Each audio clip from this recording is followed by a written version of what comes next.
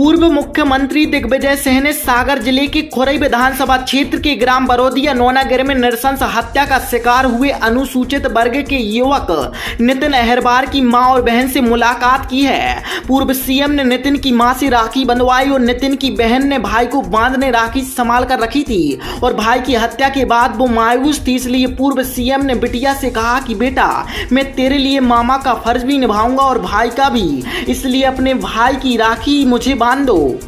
उन्होंने नितिन की मां और बहन को कुछ उपहार और मिठाई भेंट करते हुए कहा कि मैं आपके परिवार का दुख कम तो नहीं कर सकता, लेकिन दुख बांटना जरूर चाहता हूं। पूर्व मुख्यमंत्री इस दौरान भावुक नजर आए। पूर्व मुख्यमंत्री ने नितिन अहिरवार के घर पर हुई तोड़फोड़ का जायजा लिया। उसके बाद पूर्व सीएम ने मौके पर मौजूद एसडीएम, एसडीओ, पुलिस और थाना प्रभारी से पीड़ित परिवार के सामने जमीन पर बैठकर घटना की जानकारी ली और अधिकारियों से पूछा कि मुख्य आरोपी का नाम एफआईआर में दर्ज क्यों नहीं किया गया, जितने भी आरोपी बनाए गए उनके पिता के नाम क्यों नहीं लिखे गए, क्या शासन प्रशासन आरोपियों को बचाने का प्रयास कर रहा है। नितिन की बहन ने पूर्व सीएम के सामने अधिकारियों से पूछा कि जब मेरी मां को निर्वस्त्र किया गया और पुलिसकर्मी ने ही मेरी मां को कपड़े से ढका तो इस बात का उल्लेख एफआईआर में क्यों नहीं किया गया।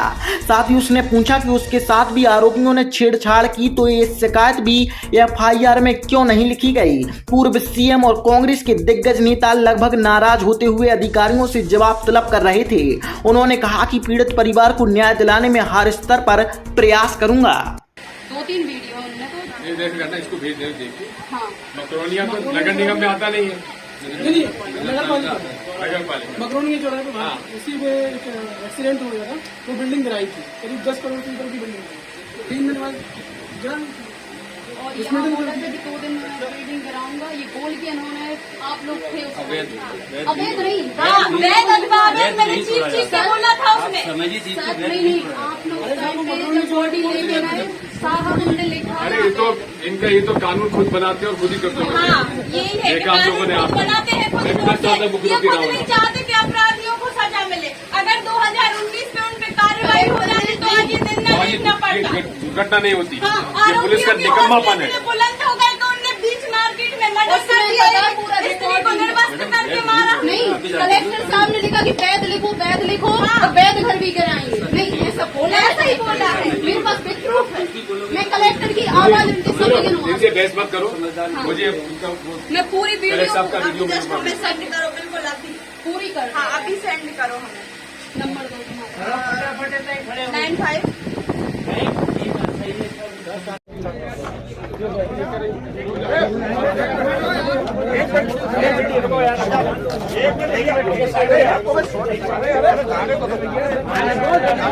राजनीतिक जीवन में इतनी विभत्स, इतनी बर्बरता से किसी की हत्या करते हुए मैंने किसी को नहीं देखा। इनका कसूर क्या था? अंजना पूरे परिवार में अकेली बच्ची है जिसने 12वीं पास की है। वो पढ़ना चाहती है, आगे बढ़ना चाहती है। 2019 में इसके साथ छेड़छाड़ की गई। मंत्री जी का इतना दबाव है प्रशासन पर, पुलिस पर, कि उस एफआईआर में छेड़छाड़ का उल्लेख नहीं किया। कैमरा के सामने था, केवल मारपीट का उल्लेख किया। अगर 2019 की आरोप में ठीक है इन लोगों के खिलाफ पुलिस ने सख्ती कर दी होती तो आज नितिन की हत्या करने की हिम्मत ये लोग नहीं करते। गिरफ्तारी कैसी हुई? अदालत में गए, छूट के आगे। मंत्री जी का दबाव है, पुलिस गुलामी कर रही है। क्यों नहीं कार्रवाई की गई? तब से 19 से लेकर 23 तक 4 साल लगातार इन पर दबाव बनाया हुआ था। आते थे, धमकाते थे। जिस दिन हत्या हुई उसके दोपहर में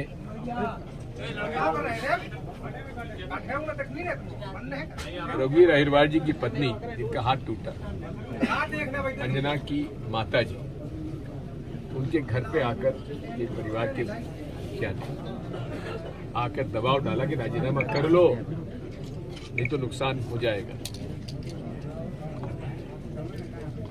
अब किसी महिला के पास आकर कोई इस तरह की दादागिरी करे तो क्या कहेंगे, ठीक है भैया कर दे। नितिन शाम को 7 बजे सब्जी लेने गया, उसको वहां पकड़कर बुरी तरह से पीटा। इसी के पहले 2019 में ही विष्णु इनका भाई, नितिन का बड़ा भाई, उसके साथ खुलेआम मारपीट की गई। इसका वीडियो है। उसके जूते चटवाए गए। कहाँ थी पुलिस, कहाँ है ये सरकार? जो कार्रवाई नहीं की गई। इतना दबाव। घटना के दिन उसकी मारपीट करते हुए खबर आई। इनकी माता नितिन की और देवी जी की पत्नी पिछले 2 साल से बीमार है। इलाज चला हुआ, मवाद पड़ा हुआ उसके पेट में। सब काम छोड़ के बेचारी दौड़ के गई बच्चे को बचाने के लिए। उसको निर्वस्त्र कर दिया गया, उसका भी हाथ तोड़ दिया गया, बच्ची का मोबाइल फोन छीन लिया। इसको कहा कि तेरे खिलाफ, तेरा तो 376 करेंगे तेरे खिलाफ। दौड़ के जाकर अपने चाचा के घर जाके छुपी। वहां भी लोग पहुंच गए। ये क्या है, ये क्या हो रहा है? मोदी जी, आप संत रविदास जी का मंदिर तो बनाते हैं, लेकिन आपके मंत्री इन अनुसूचित जाति के परिवारों पर क्या अत्याचार कर रहे हैं, कभी सोचा आपने? अरे बर्खास्त करिए इस भूपेंद्र सिंह को। अगर आप में साहस है नरेंद्र मोदी जी, अगर आप में साहस है शिवराज सिंह चौहान, तो बर्खास्त करो ऐसे मंत्री को, जिसके दबंगाई से आज ये बेचारे अहिरवारों की जमीनें छीन ली, कब्जा कर लिया। कोई बोल नहीं सकता। ये क्या हो रहा है? क्या तरीका है? इन पर दबाव डाला जा रहा। रात को अगर कुछ लड़के हमारे सागर से नहीं आए होते, धर्मेंद्र वगैरह, इन्होंने तो उनकी अंत्येष्टि कर दी होती नितिन की। लेकिन यहां पर जिला कलेक्टर आए, उन्होंने वादा किया कि इनके जितने भी मकान हैं, अवैध वैध जो भी है, जो अतिक्रमण में है, उन पर बुलडोजर 2 दिन में चला देंगे। आज तीसरा या चौथा दिन है। कहाँ है प्रशासन? कहाँ है आपका दावा? कहाँ है आपका वादा? भूपेंद्र सिंह जी आए थे, किवाड़ लगवा, दरवाजा लगवा दिया, पुताई करवा दी, काम हो गया पूरा। वो भी 3 दिन बाद, और आपके आने के पहले। आप किससे आए? और क्या बयान देते कि राजनीति कर रही कांग्रेस पार्टी? ये राजनीति कर रहे हैं, शर्म आनी चाहिए।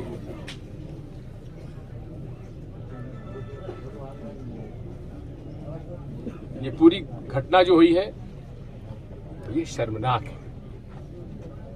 ये वो परिवार है जो मजदूरी से, उनके पास 2 एकड़ है, 2.5 एकड़ जमीन,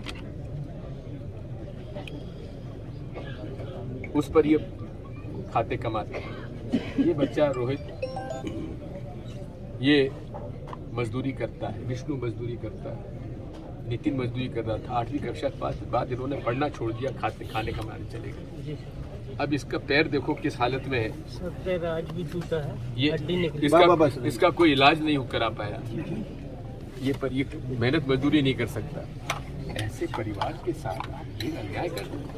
और ये बहादुर बेटी हमारी, जो कि पढ़ना चाहती है, आगे बढ़ना चाहती है, परिवार को आगे ले जाना चाहती है, उसको आज इस कदर से व्यवहार कर रहा है।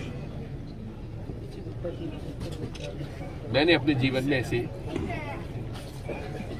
सरकार, ऐसा प्रशासन